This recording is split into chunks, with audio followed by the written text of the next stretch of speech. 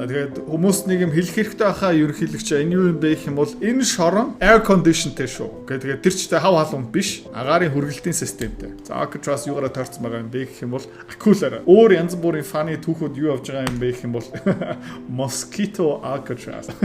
Баахан шумуултай газар.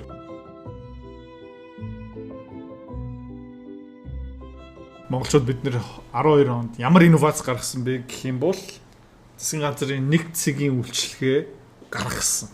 За өнөөдөр хүртэл байгаа жоохон амжилттай гэж хэлж болно. Магадгүй Дональд Трамп биднээс нэг санаа авсан байж магадгүй. Тоолж байгаа шүү.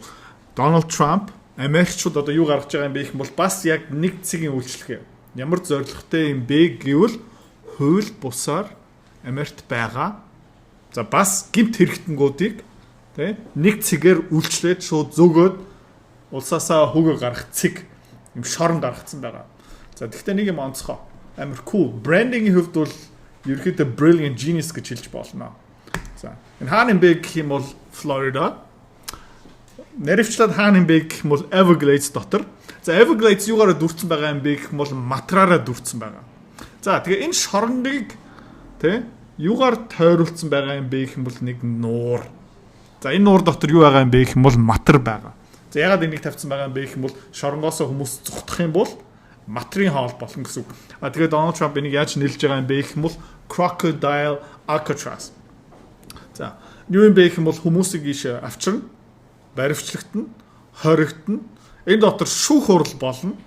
Тэгээд хөөгдөх тушаал нь гарна. Тэгээд та жоохон цаашаа харах юм бол энэ юу юм бэ гэх юм бол онгоц шууд эндээ газарт нь эсвэл явна гэсэн үг. За тэгээ хүмүүсийг баривчлаад энэ дотор хороод шүүх хурлан болоод тушаал нь гараад тэгээ шууд Америкаас зөгөө гарчин гэсэн үг. За энэ яагаад их чухал юм бэ гэх юм бол та энэ харж болно.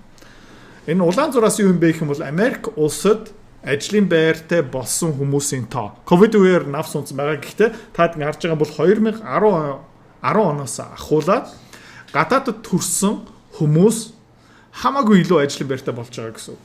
За энэ юу гэсэн үг юм бэ? Юу гэсэн үг юм бэ гэх юм бол Америк иргэншилтэй хүмүүс ажлын байргүй байгаа. Эсвэл ажлын байран дээрээ өрсөлдөж чадахгүй. Яагаад вэ гэх юм бол энэ улаан зураас хүмүүс одоо Мексикаас, Венезуелагаас одоо ажлын байр хайж байгаа хүмүүс хамаагүй хямдхан үнээрээ ажиллах дуртай.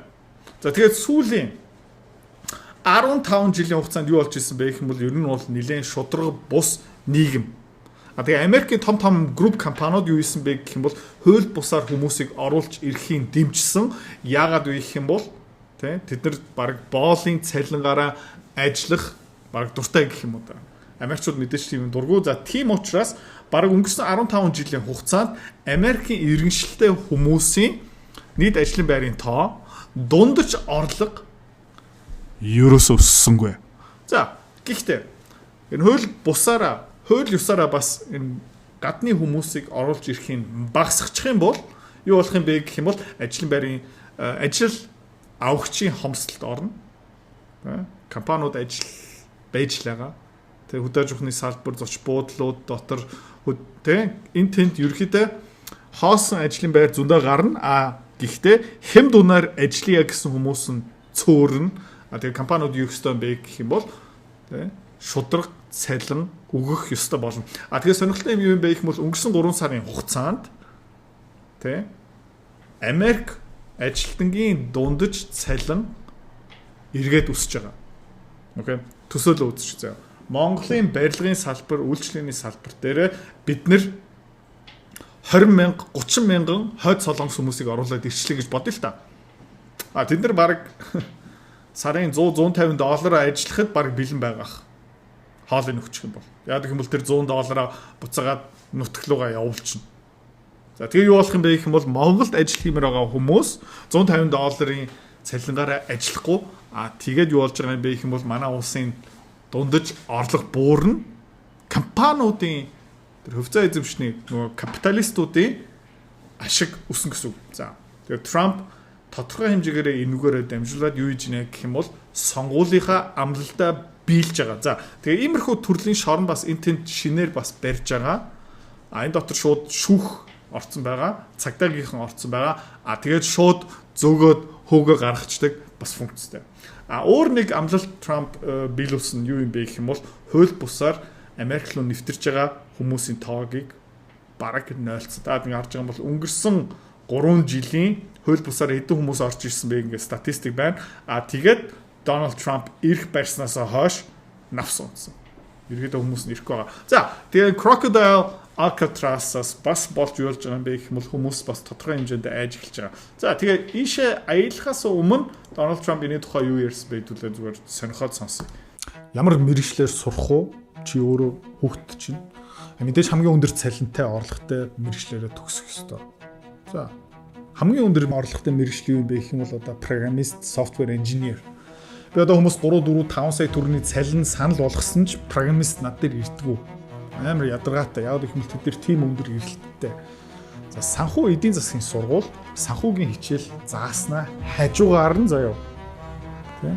Програм хөгжүүлэлтийг зааж байгаа. Химэл ухаан, онлайн худалдаа, UI UX, software development. За тэгээд төгснөхийн дараа бараг баттай ажлын байрт болчихно. Энийн талаар дэлгэрүү мэдээлэл авмаар байгаа юм бол видео мэдсээр. The idea that it's gone we just get eaten by an alligator or a snake or something. I guess that's the concept. Тэгээд ерөөхдөө та өөрөө санаачилсан мó зүгээр зорилго нь яг юу юм бэ? Alligator Alcatraz гэх нэрдэг. Яа, болох юм байна те. Өөр юм дахиад юм шорон барьж болно. It's not a nice business. I guess that's the concept. If you know, snakes are fast, but alligator. За тэгээ энэ бол тийм сайхан гоё бизнес бол биш ээ. Гэхдээ хэрэгцээтэй. Одоо юу ярьж байгаа юм могоо айгу хурдан. We're going to teach them how to run away from an alligator. За тэгээд тэнд баривчлсан байгаа хүмүүст би бас бид нар бас юу заах юм бэ гэх юм бол шоронгоосоо зүхтахаа зүгээр шугам шиг ингээд чигээрээ гүйж болохгүй ерөөхдөө zigzag гүйх ёстой. Яг гэх юм бол матар чигээрээ айгу хурдан гүйж чадна. Гэхдээ юу directional change тэгээ zigzag-аараа гүйж чадахгүй гэдэг ерөөхдөө жоохон маазарч байна те. If they escape prison, how to run away. Don't run in a straight line. Run like this. And you know what? Your chances go up about 1%. Чиний зүхтах магадлал 1%-аараа өснө. За дотор ямар байгаа юм бэ? Тэгэхээр хүмүүс бүр ингэ шоолч байна те. ICU юм бэ гэх юм бол illegal нөгөө хууль бусаараа хүмүүсийг баривчлах одоо агентлаг гэх юм уу да. Тэ? Тэд нэр ерөөхдөө юм цэнхэр ICE гэсэн малгайтай ингэ явдгийн. Одоо бүр ингэ матруудыг тэ ажилд авч байгаа гинэ. За тэгээд шоронгийн ингээ дотор ингээ харах юм бол баг яа зүгээр шорон тэ. Тэгээд баг дахианы өндөглөлийн ферм шиг дотор харагдаж байгаа тэ. За тэгээд тийш очихороо бас and it's a great honor to be deep in Florida, the Florida Everglades, to open America's newest migrant detention center. It's incredibly built and you're seeing that yourself. That's why I said let the press join us on our walk so they can see what's happening. Тэгээ энэ юу юм бэ гэх юм бол тэр чигтээ маркетинг PR те Флоридад ирсэн байна. Өөртөө сайхан Everglades дотор тэгээд шинээр баригдсан Migrant Detention Center. Тэгээ онцгой юм юу юм бэ гэх юм бол энэ ойролцоо 10 хоногийн дотор боссон байрлах шүү. It's known as Alligator Alcatraz, which is very appropriate because I looked outside and that's not a place I want to go hiking anytime soon. Би л энд нөө салхин гарах бол өсөл алгаа. But very soon this facility will house some of the most menacing migrants, some of the most vicious people on the planet. We're surrounded by miles of treacherous swampland and the only way out is really deportation. Тэгээд яагаад тэнд барьсан бэ гэх юм бол яг энэ шорон дотор, энэ центр дотор хамгийн харгас. Тэ хамгийн их гэмт хэрэг хийсэн алуурчин, тэ хууль бусаар гэмт хэргийн бүлэг мүлгийн тиймэрхүү гişүүдүүдийг энэ дотор ерөөдөө барьвчлах зорилготой. За тэгээд шорон дотор ингээд тур хийж байхдаа мэдээж Donald Trump юм чинь жоохон маазарсан гэдээ сонсцгоо. I think our viewers at home should note that this is air-conditioned facility, so if any of the news claims are keeping them out in the hot, humid South Florida, that is wrong. It's probably. За тэгээд хүмүүс нэг юм хэлэх хэрэгтэй байхаа ерөнхийлөгч энэ юу юм бэ гэх юм бол энэ шорон air conditionтэй шүү. За тэгээд тэр ч хав халуун биш, тэ агаарын хүргэлтийн системтэй. Hey, Biden wanted me in here. Okay. Joe Biden намайг ийм газар хорих гэж үзсэн штэ. Санаж байна уу та нар? He wanted me. It didn't work out that way, but he wanted me in here. That son of a bitch. Тэр үг мэд нөхтэй son of a bitch. Ерөөхдөө айгаа хайргас хэлж штэ. За тэгээд Donald Trump ямар шоронгыг буцаагаад ашиглалтанд оруулах гэж байгаа юм бэ гэх юм бол жигнэсээ тэр Сан Франциско хотод байдаг Alcatraz-ыг буцаагаад ашиглалтанд оруулах гэж байгаа. За тэгээд энэ дээр бас өчтөр орой tweet гаргасан тий We're going to look into renovating and rebuilding the famous Alcatraz prison sitting high on the bay, surrounded by sharks. За Alcatraz юугаараа таарсан байгаа юм бэ гэх юм бол акулаараа тий. За тэгээ бидний судалгаа барилгын ажил дээр ингээ явж л байгаа утга ашиглалт нь орч магадгүй. За өөр янз бүрийн фаны түүхүүд юу явж байгаа юм бэ гэх юм бол Mosquito Alcatraz. Одоо баахан шумуултай газар. Тэгээ энэ юу юм бэ гэх юм бол энэ нэг том шорон биш ээ. Нэг сүртэй шорон бас биш ээ. Энэ шорон юу юм бэ гэх юм бол нэгдүгээрт тий хүмүүстээ сигнал өгч байгаа байхгүй юу? Би сонгуулийн амлалтаа биелүүлж байгаа шүү. За хоёрдугаарт тийм ээ тэр гэмт хэрэгтэн хууль бусаар байгаа хүмүүсийг айлгаж байгаа. Тийм за ийм одоо шоронгууд энэ тэнд баригдана. Тэгээд үдэн бол тодорхой тийм ээ. Ерөө дэндүү олон гадны хүмүүс нь орж ирээд Америк хүмүүсийн цалин орлогыг ингээд ерөөхдөө дарсан.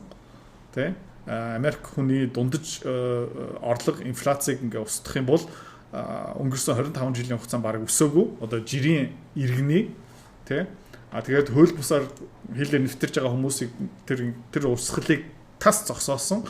Одоо ерөөхдөө сар болгон хэдэн зуун мянган хууль бусаар тий гэмт хэрэгтнийг хамгийн түрүүнд тэгээд Дональд Трамп юу хэлж байна гэх юм бол жилд ойролцоо саяас 2.5 сая хүмүүсийг Америкаас би хүүгээ гаргана. Энэ бол айгу зөв. Тэгээд Дональд Трамп энэ дээр мэдээж амжилт хүсье. Тийм. Дахиад олон матер акултай шорон босгоорой. Програм хангамж, химбэл оюухан, мэдээллийн аюулгүй байдал, онлайн худалдаа хөгжүүлэх web coding, graphic design, UI UX, за virtual art, NFT, blockchain. За тэгээд энэ бүгдийг нь сураад хажуугаар нь санхүүгийн мэдлэгтэй болно гэсэн үг. За тэгээд төгсчгөөрөө чи өндөр орлоготой санхүүгийн мэдлэгтэй. Тэгээд хамгийн өндөр цалин өгдөг байгууллагууд нь юу юм бэ гэх юм бол банк бус санхүүгийн байгууллага, хөрөнгө оруулалтын байгууллага гэх мэтчлэн. Чи төгсч юм бол бүр над дээр ирж ерөөхдөө анкета бүлж болно. Яагаад гэх юм бол надаа банк программист хэрэгтэй. За тэгээд нэр хүндтэй Монголын топ сургуулийн нэгэн тий санхүү эдийн засгийн сургууль одоо 2 дахь жилдээ нэг зааж байгаа. Тэгээд сонирхолтой юм бэ гэх юм бол чи сураад ирснийхаа шууд дадлахын гэсэн. За ганцхан сургуулийн танхим дотор чи янз бүрийн том юм алгоритм сурахгүй. Тэ чи бодит компани дээрээ магадгүй баг ирээдүйн ажил олгогч дээрээ компани дээрээ чи дадлага хийгээд тэ бодит амьдрал дээрээ туршлага аваа. Тэгээд төгснөхийн дараа чи ингээд баг анкет бүглэх хэрэггүй ч байж магадгүй. За тэгээд дэлгүүр мэдээллийн постны доор байгаа. Тэгээд хүүхдүүдээ эсвэл чи өөрөө ирээдүйдээ өндөр орлоготой санхүүгийн эрхчлөлттэй за тэгээд код бичснийхаа дараа ерөөхдөө гадаад явсан ч болно. Эсвэл гадаадаас халтуурын ажил авч болно. За иймэрхүү юм сонгож байгаа юм бол тий санхүү эдийн засгийн програм хангамжны сургалтыг санал болгоё.